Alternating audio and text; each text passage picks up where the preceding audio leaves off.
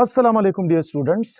In today's video, we are going to explain kinetic molecular theory of gases. आज के lecture में हम kinetic molecular theory of gases को तफसील के साथ डिस्कस करेंगे और इसके तमाम postulates को one by one पूरी तरह एक्सप्लेन करने की कोशिश करेंगे। काइनेटिक मॉलिक्यूलर थ्योरी जो है गैसेस का, ये मुख्तलिफ साइंटिस्ट का जो रिसर्च वर्क और ऑब्जर्वेशन था, ये उनका मजमुआ है और कलेक्टिवली काइनेटिक मॉलिक्यूलर थ्योरी हमें गैसेस के फिजिकल प्रॉपर्टीज़ को मॉलिक्यूलर लेवल पे एक्सप्लेन करने की कोशिश करता है।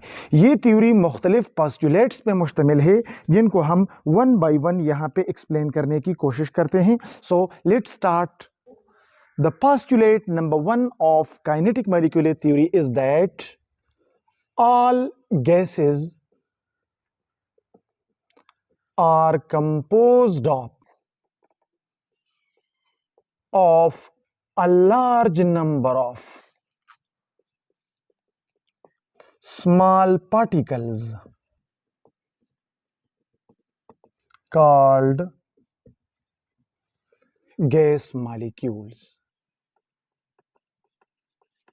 इसका जो फर्स्ट स्टेटमेंट है वो ये है कि तमाम गैसेस जो है वो कसीर तादाद में, बहुत ज़्यादा तादाद में छोटे छोटे ज़र्रात के कलेक्शन के नतीजे में बनते हैं।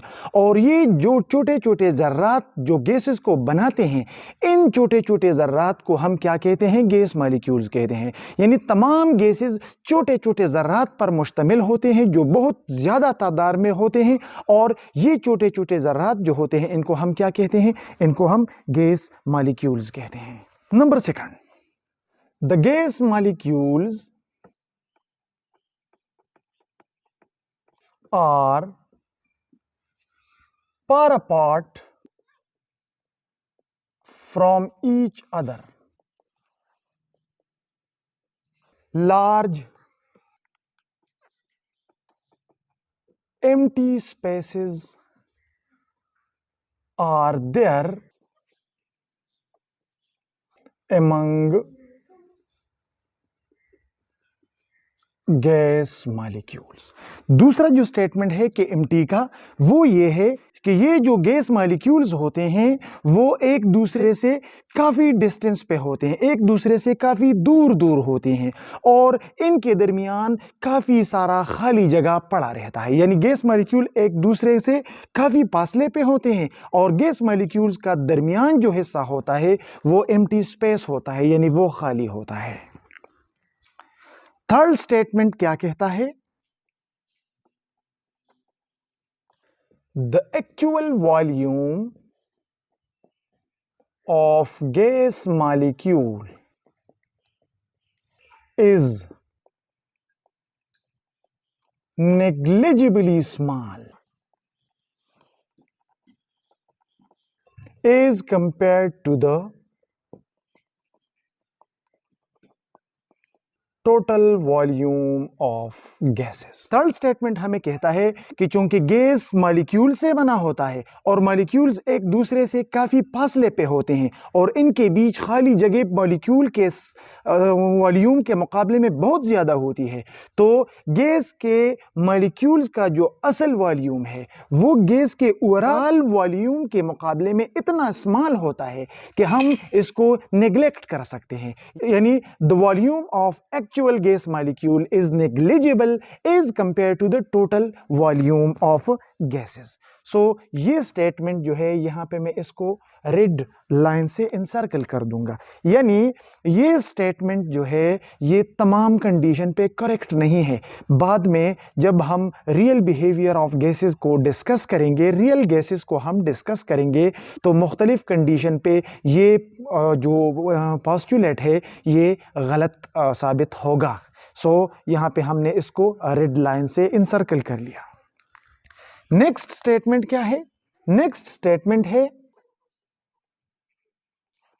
The gas molecules are in constant random motion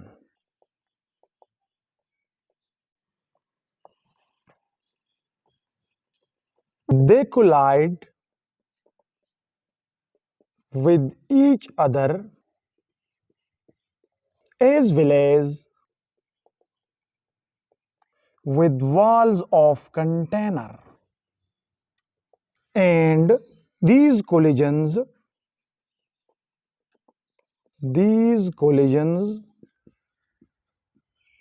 produce pressure. Next statement हमें क्या कहता है? नेक्स्ट स्टेटमेंट हमें यह कहता है कि ये जो गैस जिन मॉलिक्यूल से बना होता है, they are in constant random motion, वो मुसलसल रैंडम मोशन में होते हैं. What is random motion? Random motion is zigzag motion, वो मोशन जिसका हर लम्हा डायरेक्शन बदलता रहता है. तो द गैस मॉलिक्यूल्स जो होते हैं वो कांस्टेंट रैंडम मोशन में होते हैं, जिसके दौरान वो एक दूसरे से टकराते हैं और जिस कंटेनर में पड़े रहते हैं उनके दीवारों के साथ टकराते हैं. और जब ये टक्कर होता है तो वो यूनिट एरिया पे फोर्स एक्सर्ट करते हैं और इसके नतीजे में प्रेशर क्रिएट होता है. यानी गैस का जो प्रेशर होता है वो दरअसल गैस मॉलिक्यूल के आपस में टकराने और गैस मॉलिक्यूल्स का कंटेनर के वॉल्स के साथ टकराने के नतीजे में बनता है. तो ये स्टेटमेंट हमें ये कहता है, the kinetic energy of gas molecules is directly related to absolute temperature. Next statement हमें कहता है कि गैस मॉलिक्यूल्स जो है उसकी काइनेटिक एनर्जी जो है वो टेम्परेचर के साथ डायरेक्टली रिलेटेड है. मतलब अगर टेम्परेचर ज्यादा है तो गैस मॉलिक्यूल्स की काइनेटिक एनर्जी ज्यादा होगी. यानी अगर काइनेटिक एनर्जी ज्यादा होगी तो गैस मॉलिक्यूल्स की मोशन फास्ट होगी, और अगर मोशन फास्ट होगी तो कोलिजन ज्यादा होगा, और अगर कोलिजन ज्यादा होगा तो प्रेशर बढ़ेगा. और अगर गैस मॉलिक्यूल का टेम्परेचर लो है तो काइनेटिक एनर्जी लो होगी, अगर गैस मॉलिक्यूल का टेम्परेचर हाई है तो काइनेटिक एनर्जी हाई होगा. So the kinetic energy of gas molecule is directly related with absolute temperature. Next statement हमें क्या कहता है? नेक्स्ट स्टेटमेंट हमें कहता है the collisions among gas molecules are completely elastic.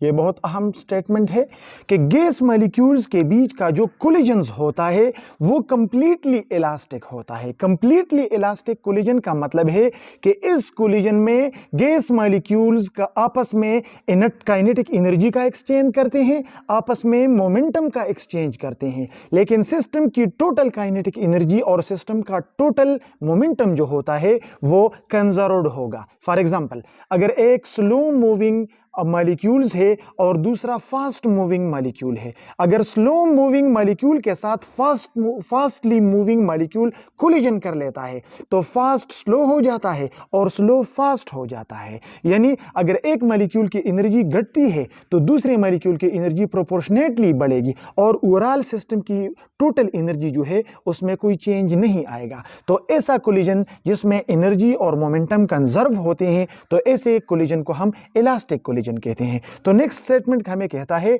कि गैस मॉलिक्यूल्स के बीच का जो कोलिजन होता है वो कंप्लीटली इलास्टिक होगा. यानी जो काइनेटिक एनर्जी टोटल होती है उसमें कोई फर्क, कमी बेशी नहीं आएगी.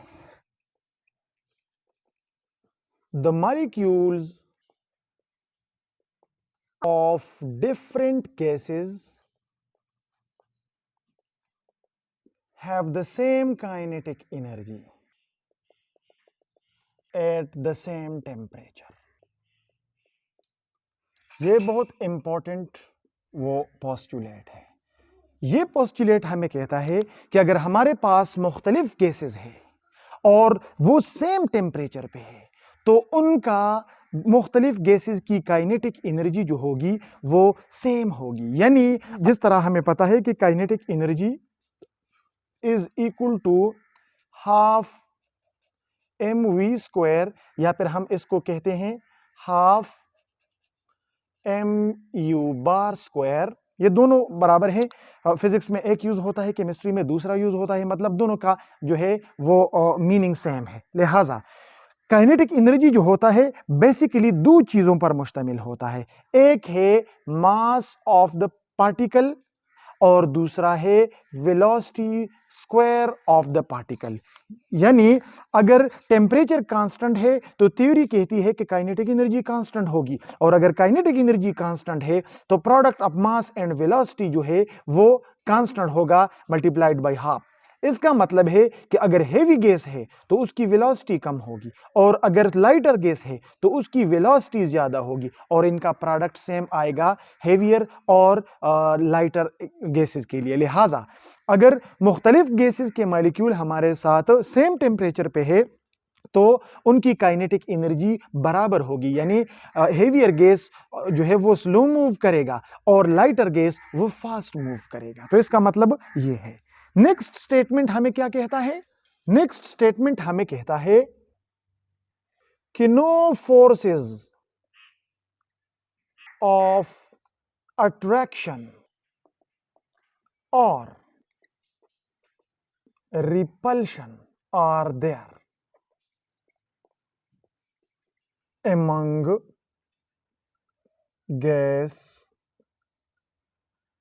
मॉलिक्यूल्स। नेक्स्ट स्टेटमेंट हमें कहता है गैस मॉलिक्यूल एक दूसरे को ना अट्रैक्ट करते हैं ना रिपेल करते हैं। यानी गैस मॉलिक्यूल के बीच ना अट्रैक्टिव फोर्स होती है और ना रिपल्सिव फोर्स होती है। ये स्टेटमेंट बी जो है वो पूरी तरह ठीक नहीं है। हम बाद में देखेंगे कि दिस इज रॉन्ग स्टेटमेंट, लिहाजा मैंने इसको भी रेड लाइन से इनसर्कल कर लिया। यानी केएमटी के ये जो दो स्टेटमेंट है, एक the actual volume is negligible as compare to the total volume, और दूसरा नो फोर्सेस ऑफ अट्रैक्शन और repulsion exist among gas molecules.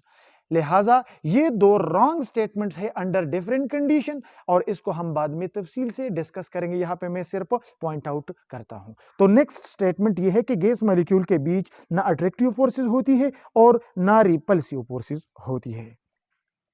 The force of gravity has almost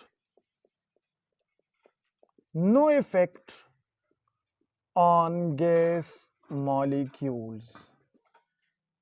next statement ये है कि फोर्स ऑफ ग्रेविटी जो है gas molecule के ऊपर इनका असर तकरीबन नहीं होता। यहां पे एक लफ्ज इस्तेमाल किया गया है, the force of gravity has almost, तकरीबन।